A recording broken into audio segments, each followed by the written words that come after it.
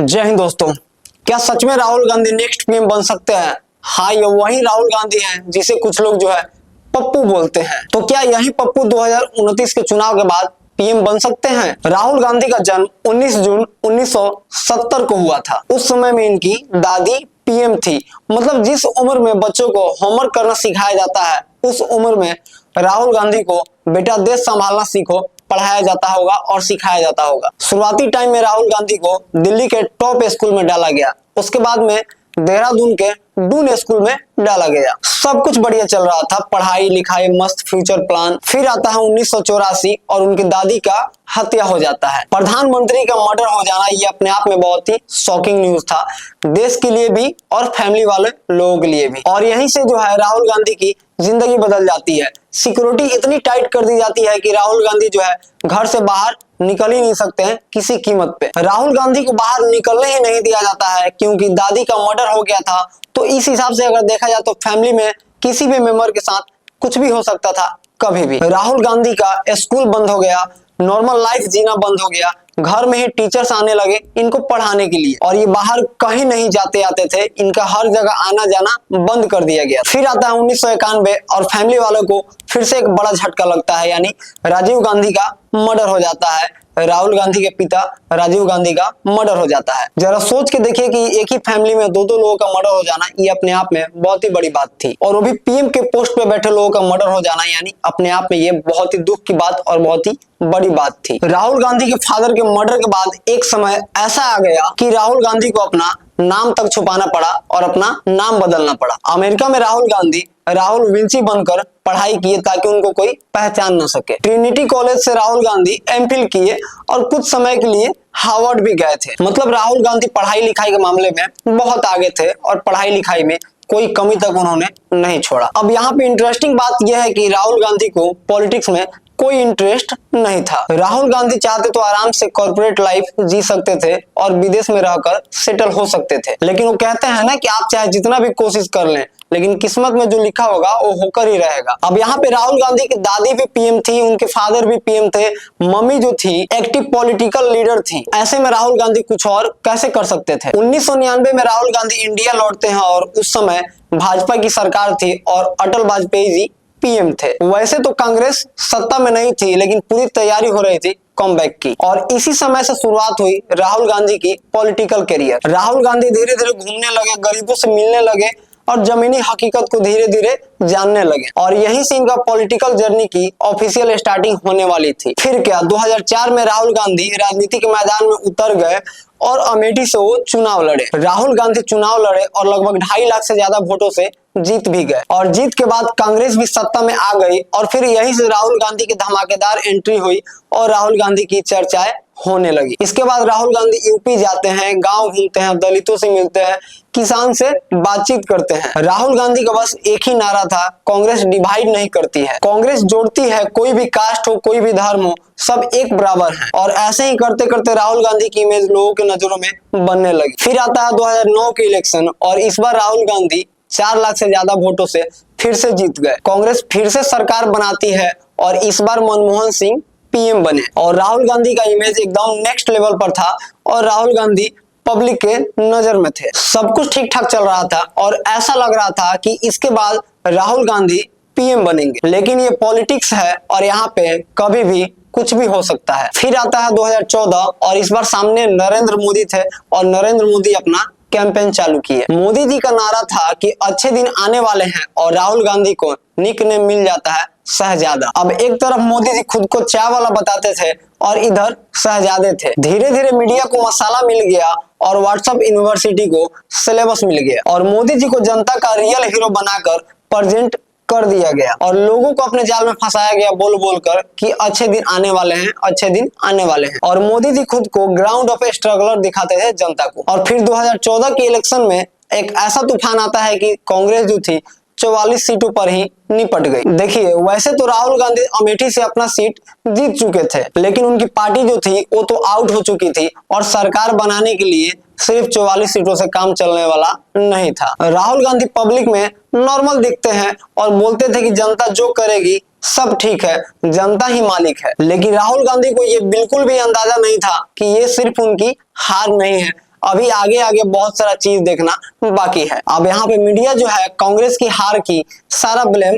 राहुल गांधी के फेस पे थोप देते हैं और यहीं से शुरू होता है मीम्स, ट्रोलिंग, पप्पू, ये सारा चीज। और दोस्तों असली गिरावट तो अभी बाकी थी, यहीं से सारा खेल शुरू हुआ क्योंकि 2016 में आ गया जियो और यहीं से राहुल गांधी का डिजिटल ट्रायल शुरू हो गया। 2014 के हार के बाद राहुल गांधी को लगा था कि चलो ठीक है अगली बार फिर से कमबैक करेंगे, लेकिन राहुल गांधी को क्या पता कि असली गेम अब यहाँ से चालू होने वाला है। 2016 आते आते रिलायंस जियो का बूम हो गया और हर आदमी के हाथ में मोबाइल दिखने लगा और हर आदमी के पास में था व्हाट्सएप, फेसबुक, यूट्यूब। पहले जो बात टीवी तक रहती थी अब वही बात व्हाट्सएप, फेसबुक, यूट्यूब पे वायरल होने लगा और शेयर होने लगा और यहाँ से राहुल गांधी के लिए बहुत बड़ा समस्या खड़ा हो जाता है। दिन रात मीम्स बनने लगा, पप्पू ये, पप्पू ओ, कभी आलू से सोना तो कभी मशीन से बारिश, और यही से एक नैरेटिव सेट हो गया, मोदी बराबर स्ट्रॉन्ग लीडर और राहुल बराबर कंफ्यूज लीडर। राहुल गांधी इतना ट्रोल हो चुके थे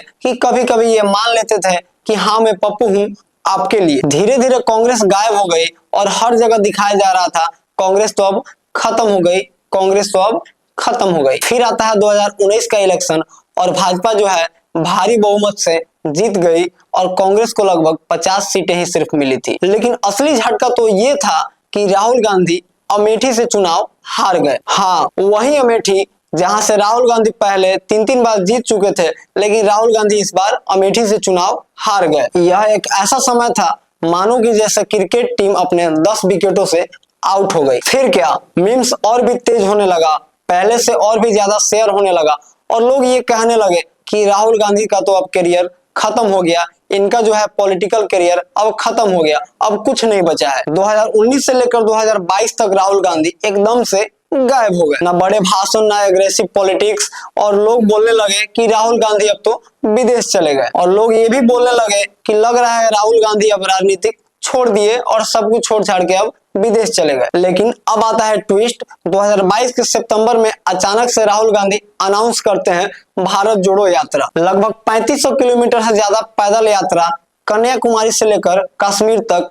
लोग हंस रहे थे और मीडिया इसे कवर नहीं कर रही थी। कुछ लोग तो बोल रहे थे कि ये सब ड्रामा है, लेकिन राहुल गांधी निकल पड़े, चलते गए, लोगों से मिलते गए, किसानों से बातचीत करते गए, बच्चों से मस्ती करते गए, बुजुर्गों को गले लगाना, सब कुछ लाइव देखने को मिला। और ऐसे ही करते करते धीरे धीरे लोग जुड़ते गए और जो लोग पहले मजाक उड़ाते थे वो लोग भी इसमें ज्वाइन होते गए। और जब ये यात्रा खत्म हुई तो राहुल गांधी एकदम से बदले हुए इंसान लग रहे थे।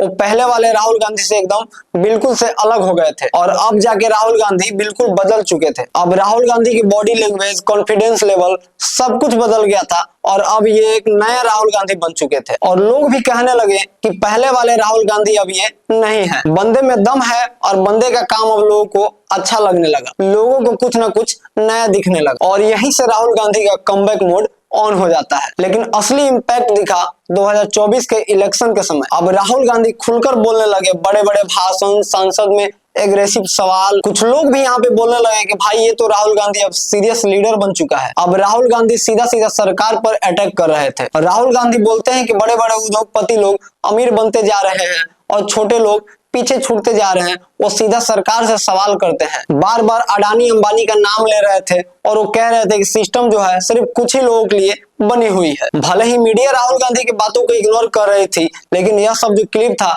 हर दिन सोशल मीडिया पे वायरल होने लगा और हर दिन ज्यादा से ज्यादा शेयर होने लगा। फर्क साफ साफ दिख रहा था पहले और अभी में।